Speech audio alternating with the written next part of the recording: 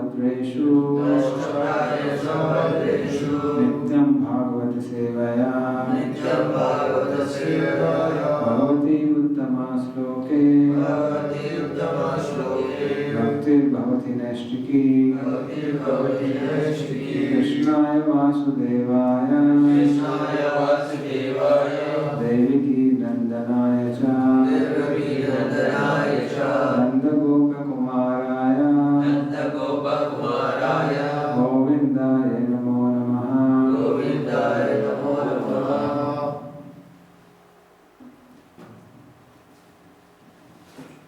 So, we are reading chapter number 16 today, right?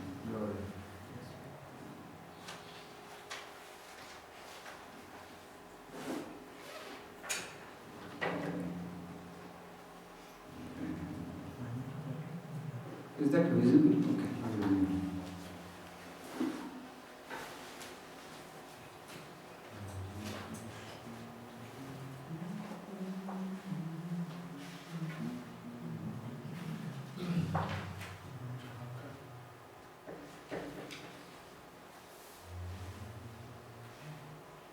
So how Parikshit received the age of Kali?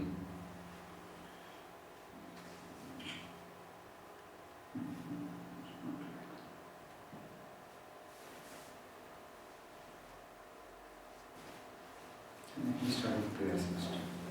Om Gyanti Vedantase Gyanadhanasarabhyam Shatrunikalamyadna Tasmai Shri Gurave Namaha.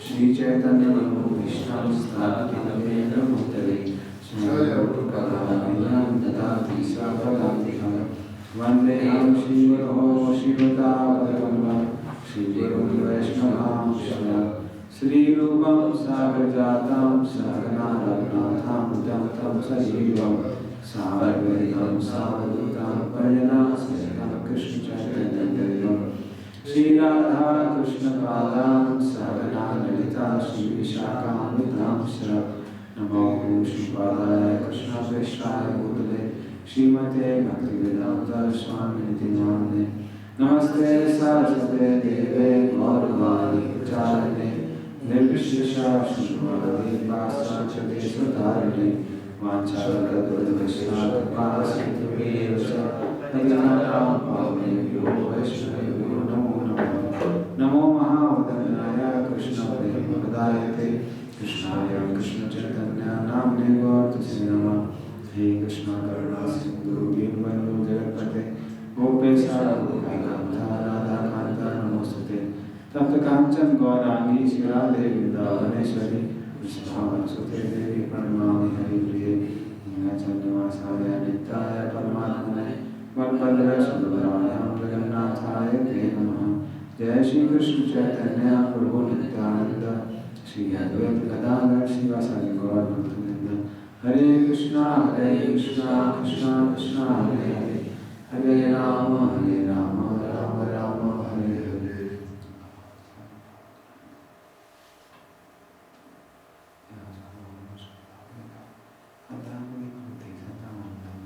Sansarina Karanaya Varana Bhuyam Tamvyasa Somo Vyam Guru Mumina.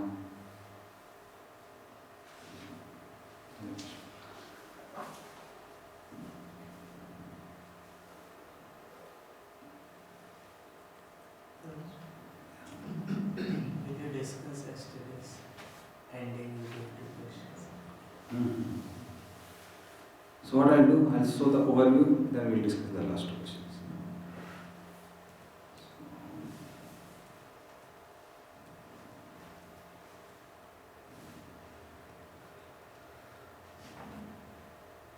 So these are the two questions. So first I'll just give the overview.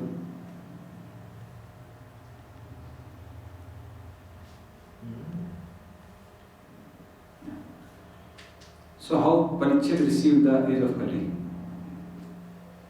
That is our topic.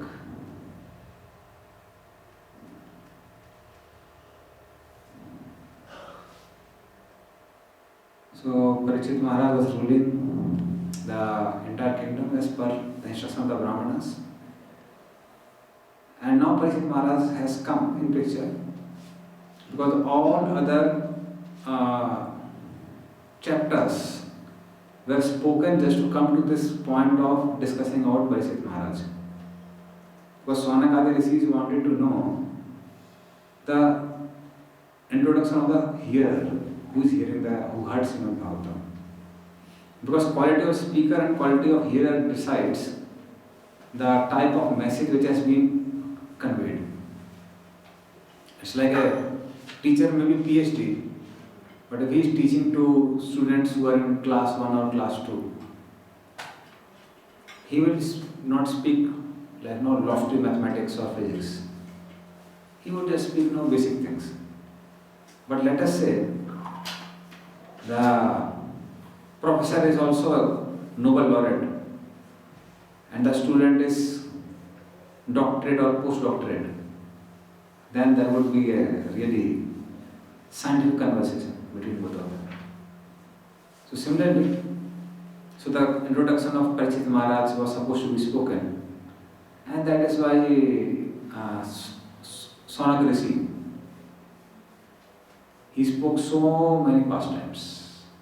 Now he has come to the point of speaking about Parikshit Maharaj. So in the previous chapter we learned that he was throned, he was put on throne, he was enthroned, and now his description is there. So he was ruling as per the instruction of the Brahmanas. He married with a daughter of King Uttar. This similar phenomenon which we find in many places. Like Pradyumna married the daughter of Rukmini, and Aniruddha married the granddaughter of Rukmini. Rukmini and Rukmini are the brother sister. Could you understand? Yeah. So same family brother. Cousin. Kali that is not allowed. Actually speaking, because the mother's family, so sister and brother, they belong to different dynasty.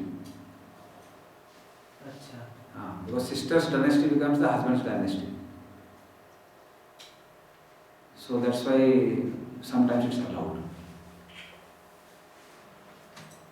But in most of the traditions we don't allow. Like in South India, still there is a culture, na? In Andhra Pradesh. Pradesh. Right?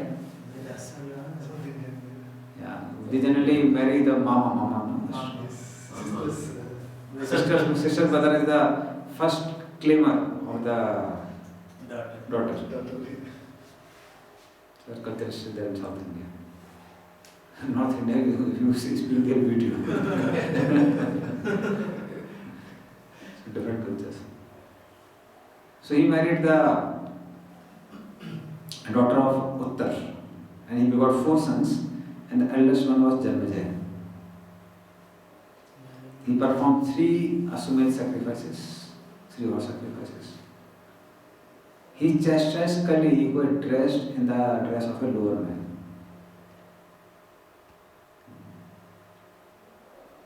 Now the question comes that why did Parikshit simply punish Kali, not kill Kali? Because he was really doing the heinous act of killing a cow. And in those days, what to say those days, even just during that time, British has just arrived in India. It is something between 1700 and 1800, something like that. So first time when they killed a cow, they were tied by the rope, tied behind the chariot and dragged to the entire market. And they were beaten by all the people. The Muslims never killed cow before that. Muslims till Shah Jahan, cow slaughter was banned in India. And the reason is that they knew that if they start killing cows, whole public will be against them. So cow slaughter was not allowed till Shah Jahan. Shah Jahan was a rascal. He is the one who started cow slaughter. He is the one who started prostitution. Shah Jahan. So before that, these things were not so prominent in India. Because according to Vedic culture, professional prostitutes were not there. Professional in the sense that just for earning money, etc., and they are like maintained and promoted so much. Some places they would be there in the scarce places, like you have to really hide and go there, not like open. Things become very open after Sarja. Dwarka only. Dwarghat was there, so they were maintained, but they were like people who would go to those places, they had to hide and go. Acha. It was not like a public discipline. Like professionals, slaughterhouses were not allowed. So those who want to eat meat would generally go in the forest quietly, offer to Kali and divide and come. But not like opening a slaughterhouse where professional things are running. And even today in India, it's like most of the prostitution is illegal, it's not legal. Whereas in many countries you'll find that there's a budget for prostitutes within the country. Right? Am I right? You didn't get it? No, we don't have anything like this. In Europe, it's totally Okay, it's forbidden. not there. In the United States, maybe. In Australia, I heard there is a budget. Maybe. Europe, no prostitution. No, it's Was it forbidden. It's illegal. It's illegal since 60 years. In Malaysia, I have Achha. prostitute. Achha, Malaysia it's legal. Muslim country. Illegal. Bapre. Illegal in Malaysia. Okay. Anyway. Public prostitution. But the Vedic definition of prostitute is very severe. It's like women who dance in public are also called prostitutes. Oh, by that definition. So in the Vedic culture, it's not that only women who like give their body to the men for enjoying are called prostitutes. Any women who dances in the public for entertainment, they are characterized as prostitutes. Not necessarily that they have to enjoy illegal sex, not like that. So Vedic definition is very strong. If you see from that category, now you understand. But classical dance and all is not possible. No, it's not classical dance. Classical dance is meant for pleasure of the Lord only. It's not meant for the pleasure of the man. Now it okay. Like if go to Kerala, any classical dancer, girl, she wants to begin dancing. She has to begin with pleasing Krishna and Guruvayur. So Guruvayur temple you go, every evening they have a whole hall and audience are sitting there and they dance for the pleasure of Krishna there and Guruvayur. Same thing you find in Odisha also. Odisha also, they won't dance unless until Jagannath Baladev Subhadra are there on the stage. And they offer prayers. One of my first service as a brahmachari was taking care of cultural programs. So I saw that they would first offer prayers for 5-10 minutes and then they would begin the dance. So whether they are dancing for the Dasavta Stotram or anything. So they pray. It's not meant for entertaining people. It's for pleasing Krishna. So then why did Parikshit simply punish? He didn't kill.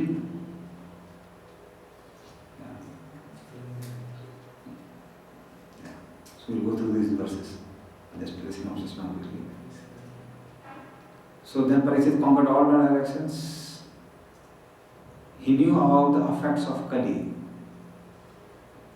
And that is why he took his bow and arrow to stop the influence of Kali all over the world.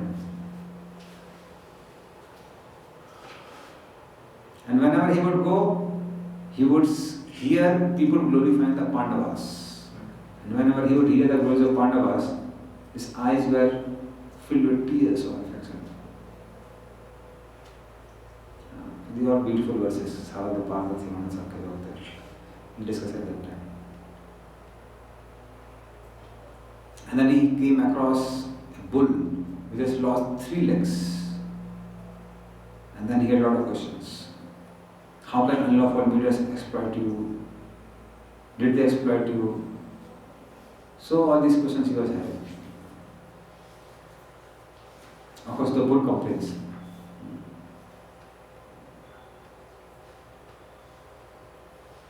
And then description of various transcendental qualities of Lord. Mother Bhumi, feeling separation from the Lord. And then Parikshit Maharaj just has this Kali. So this is something which we discussed today. Now regarding our past assignment of yesterday, we'll quickly go through it because we have less time. So everyone has to take care of his own plane. Devotees discussed or did something about it. How do we practically apply it in our life?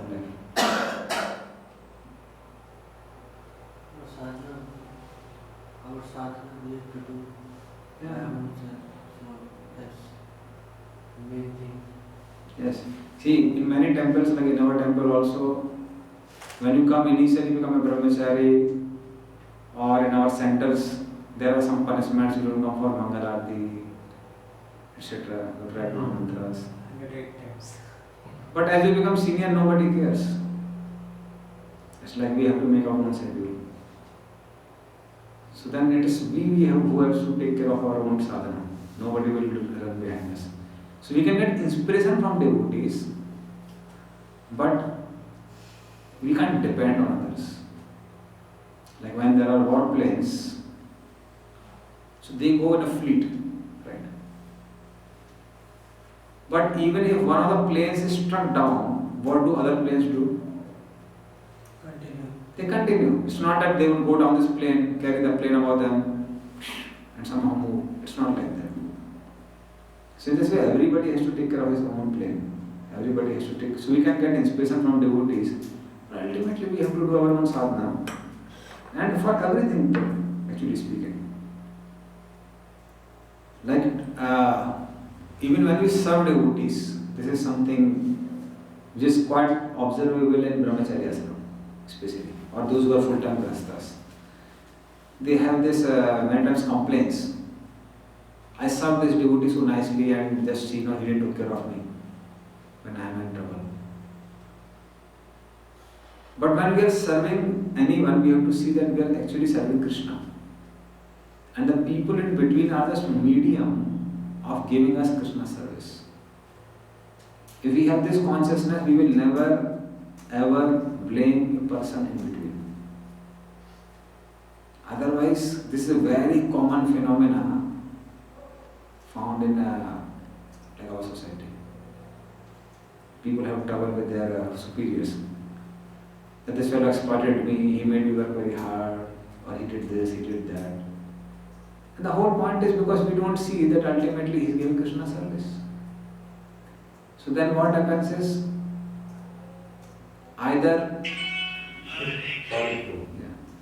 we expect some gross returns from him, or subtle returns from him in the terms of getting some post position, or we expect some emotional warmth from that person. That he says, he's my man and he carries me here and there everywhere. So then this becomes a big trouble for devotees. So we have to understand that ultimately we have to take our own responsibility. Nobody is going to take responsibility for us.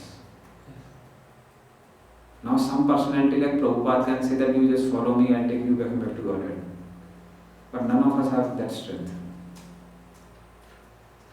Right? Strength. In the sense that saying that you just follow me and I'll take you back to Godhead. That's difficult. We are asking others.